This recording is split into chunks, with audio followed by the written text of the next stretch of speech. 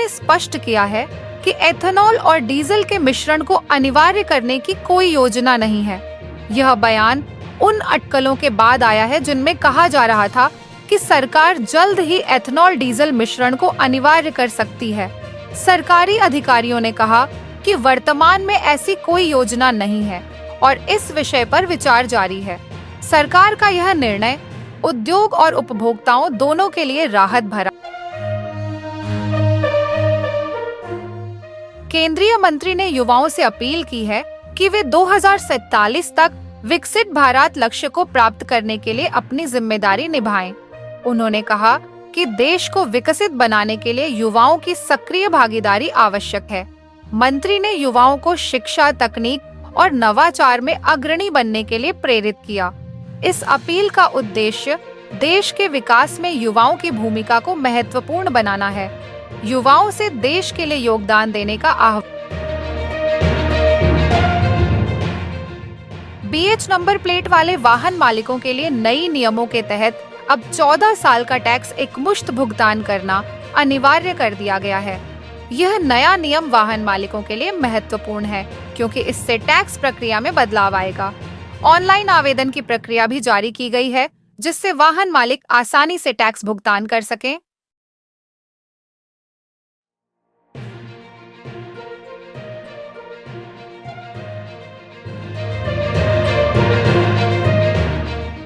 भारतीय रेलवे ने घोषणा की है कि गरीब रात ट्रेनों में अब इकोनॉमी AC कोचेस शामिल किए जाएंगे और चेयर कार व सेकंड AC बुकिंग को बंद कर दिया जाएगा।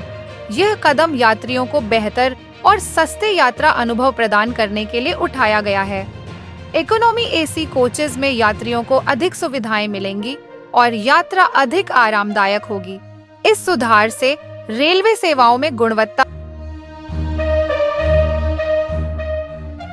विदेश मंत्री S जयशंकर ने क्वाड फॉरेन मिनिस्टर्स मीटिंग में कहा कि क्वाड समूह स्थायी रहेगा और यह समूह बढ़ते हुए वैश्विक मुद्दों का समाधान करेगा। उन्होंने कहा कि क्वाड का उद्देश्य स्वतंत्र और मुक्त हिंद प्रशांत क्षेत्र को सुनिश्चित करना है। जयशंकर ने क्वाड की भूमिका को महत्वपूर्ण बताते हुए इसके विकास और विस्तार की संभावनाओं पर जोर दिया। यह बयान क्वाड समूह के भविष्य। छत्तीसगढ़ में बिजली की बढ़ती लागत के कारण 150 मिनी स्टील प्लांट्स को अनिश्चित काल के लिए बंद कर दिया गया है। इस बंदी के कारण लगभग 2 लाख श्रमिक प्रभावित हुए हैं। उद्योग संघों ने सरकार से तत्काल हस्तक्षेप की मांग की है ताकि इन प्लांट्स को पुनः चालू किया जा सके। बंदी के कारण राज्य की अर्थव्यवस्था पर भी असर पड़ सकता है। श्रमिकों के समक्ष रोजगार और आजीविका का संकट उत्पन्न हो गया है।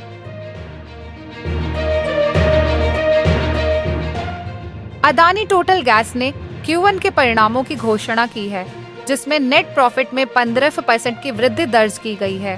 रेवेन्यू भी 9% बढ़कर उच्च स्तर पर पहुंच गया है।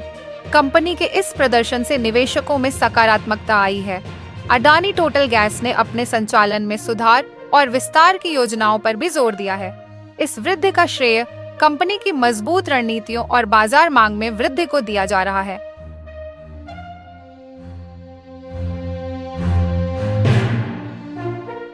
HDFC बैंक ने 1 अगस्त 2024 से नई क्रेडिट कार्ड फीस और पॉलिसीज लागू करने की घोषणा की है। इनमें रेंटल, यूटिलिटी, फ्यूल और इंटरनेशनल ट्रांजैक्शन चार्जेस शामिल हैं। बैंक ने कहा कि ये बदलाव ग्राहकों को बेहतर सेवाएं प्रदान करने के लिए किए गए हैं। नई फीस और पॉलिसी से ग्राहकों को अपने खर्चों का प्रबंधन करने में मदद मिलेगी। बैंक ने ग्राहकों को इन बदलावों के बारे में सूचित किया है और उन्हें समय पर तैयारी करने की। IAF अग्निवीर वायु 2024 रिक्रूटमेंट के लिए ऑनलाइन रजिस्ट्रेशन की अंतिम तिथि 4 अगस्त तक बढ़ा दी गई है। इच्छुक उम्मीदवार अब इस नई तिथि तक आवेदन कर सकते हैं। भारतीय वायुसेना ने यह निर्णय उम्मीदवारों की सुविधा के लिए लिया है। आवेदन प्रक्रिया ऑनलाइन है और उम्मीदवारों को आधिकारिक वेबसाइट पर जाकर आवेदन करना होगा। इस भर्ती के तहत उम्मीदवारों को वायुसेना में शामिल होने का मौका मिले। सुप्रीम कोर्ट ने बिहार सरकार को झटका देते हुए पटना हाई कोर्ट के स्टेट पासिंग परसेंट रिजर्वेशन रद्द करने के आदेश पर रोक लगाने से इनकार कर दिया है। यह फैसला बिहार सरकार के लिए एक बड़ा झटका है। पटना एचसी ने पिछड़े वर्गों के लिए 65% आरक्षण को असंवैधानिक करार दिया था। सुप्रीम कोर्ट ने बिहार में पुल गिरने की घटना पर राज्य सरकार से जवाब मांगा है। यह घटना हाल ही में हुई थी और इसमें कई लोग घायल हुए थे। कोर्ट ने राज्य सरकार से इस मामले में विस्तृत रिपोर्ट प्रस्तुत करने को कहा है। पुल गिरने के कारणों की जांच की जा रही है। सुप्रीम कोर्ट का यह कदम राज्य में बुनियादी ढांचे की स्थिति पर सवाल उठाता है। सरकार को जल्द ही इस मामले में जवाब देना होगा।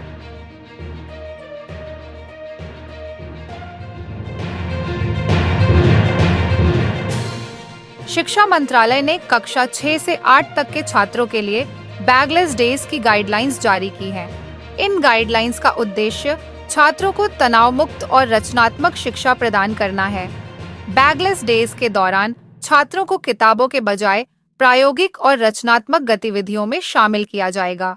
यह कदम छात्रों के समग्र विकास को बढ़ावा देने के लिए उठाया गया है। स्कूलों को इन गाइडलाइंस का पालन करने के निर्देश दिए गए हैं।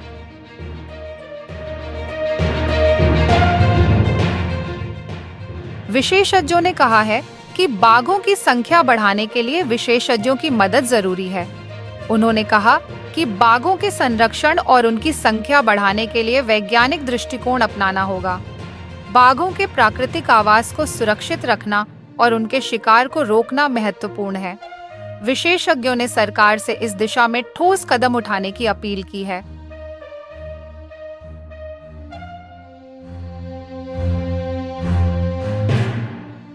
ICAI ने CA फाउंडेशन रिजल्ट्स 2024 घोषित कर दिए हैं, जिसमें कुल 1496 उम्मीदवार पास हुए हैं। उम्मीदवार आधिकारिक वेबसाइट पर जाकर अपने परिणाम देख सकते हैं। इस साल के परिणामों में छात्रों का प्रदर्शन उत्कृष्ट रहा है। ICAI ने सफल उम्मीदवारों को बधाई दी है और उनके भारत और सऊदी अरब के बीच निवेश पर हाई लेवल टास्क फोर्स की पहली बैठक आयोजित की गई। इस बैठक में दोनों देशों ने निवेश की संभावनाओं और आर्थिक सहयोग को बढ़ावा देने पर चर्चा की। बैठक का उद्देश्य द्विपक्षीय संबंधों को मजबूत करना और निवेश के नए अवसरों की तलाश करना था। दोनों देशों ने विभिन्न क्षेत्रों में सहयोग बढ़ाने पर सहमति जताई। यह बैठक आर्थिक विकास और व्यापारिक संबंधों के लिए प्रधानमंत्री नरेंद्र मोदी ने कहा है कि खादी और हैंडलूम की बिक्री में वृद्धि होने से बड़े पैमाने पर रोजगार के अवसर पैदा हो रहे हैं। उन्होंने कहा कि आत्मनिर्भर भारत अभियान के तहत खादी और हैंडलूम उद्योग को बढ़ावा दिया जा रहा है। इस कदम से न केवल रोजगार के अवसर बढ़ रहे हैं, बल्कि कारीगरों की आर्थिक स्थिति में भी सुधार हो रहा है। प्रधानमंत्री ने स्वदेशी उत्पादों के उपयोग को मध्य प्रदेश हाई कोर्ट ने नर्सिंग संस्थानों के मामले में छात्रों को राहत दी है। कोर्ट ने आदेश दिया है कि अनुपयुक्त कॉलेजों के छात्र भी अपनी परीक्षाएं दे सकेंगे। यह फैसला छात्रों के भविष्य को ध्यान में रखते हुए लिया गया है। कोर्ट ने कहा कि छात्रों को उनकी मेहनत का फल मिलना चाहिए और उन्हें परीक्षा देने। मालदीव के राष्ट्रपति मोहम्मद मुज्जू ने अपनी देश की कमजोर अर्थव्यवस्था को मजबूत करने में मदद के लिए भारत और चीन का धन्यवाद किया है। उन्होंने कहा कि दोनों देशों ने मालदीव की आरण संकट और भविष्य के विकास में महत्वपूर्ण भूमिका निभाई है। मुज्जू ने भारत के साथ समझौता कर हेलीकॉप्टर उड़ाने वाले सैन्य कर्मियों को बदलने पर सहमति जताई।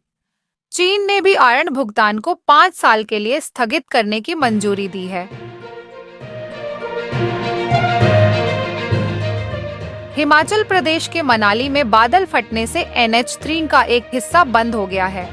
इस घटना के कारण अचानक बाढ़ की स्थिति उत्पन्न हो गई है। प्रशासन ने तुरंत राहत और बचाव कार्य शुरू कर दिए हैं।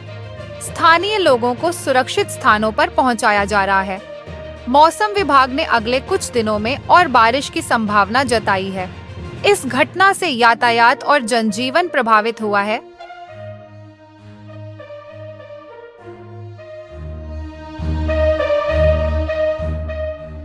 सुप्रीम कोर्ट ने शरद पवार गुट की याचिका पर अजित पवार को नोटिस जारी किया है। यह मामला एनसीपी के अंदरूनी विवाद से जुड़ा है। शरद पवार गुट ने अजित पवार के खिलाफ कोर्ट में याचिका दायर की थी। कोर्ट ने इस मामले में अजित पवार से जवाब मांगा है। यह विवाद पार्टी के नेतृत्व और संगठनात्मक मुद्दों से संबंधित है। सुप्रीम कोर्ट का यह कदम पार्टी के राजस्थान में 2022 सीनियर टीचर परीक्षा पेपर लीक मामले में प्रवर्तन निदेशालय ईडी ने 9वीं गिरफ्तारी की है। यह मामला राज्य में शिक्षा प्रणाली की पारदर्शिता पर सवाल उठाता है। ईडी ने इस मामले में कई लोगों को गिरफ्तार किया है और जांच जारी है। पेपर लीक मामले ने राज्य में शिक्षा प्रणाली की विश्वसनीयता को प्रभावित किया है। सरकार ने इस मामले में सख्त कार्रवाई का आश्वासन दिया है।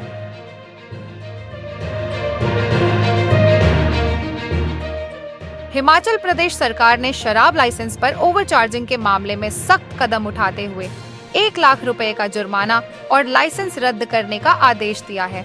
यह निर्णय राज्य में शराब की बिक्री में पारदर्शिता और अनुशासन बनाए रखने के लिए लिया गया है। सरकार ने कहा कि ओवरचार्जिंग के मामलों में किसी भी प्रकार की लापरवाही बर्दाश्त नहीं की जाएगी। इस आदेश से शराब विक्रेताओं में हड़कंप मच गया है।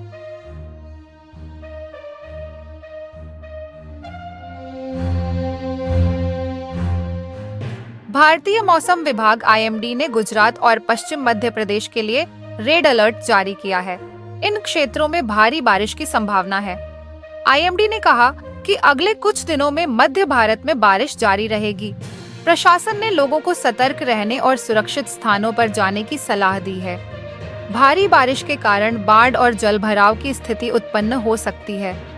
लोगों को आवश्यक सावधानियां बरतने की अपील की गई है।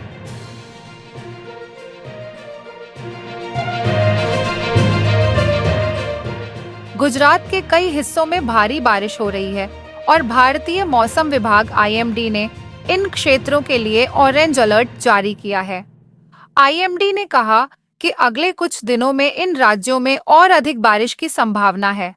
प्रशासन ने लोगों को सतर्क रहने और जल भराव वाले क्षेत्रों से बचने की सलाह दी है। भारी बारिश के कारण बाढ़ की स्थिति उत्पन्न हो सकती है।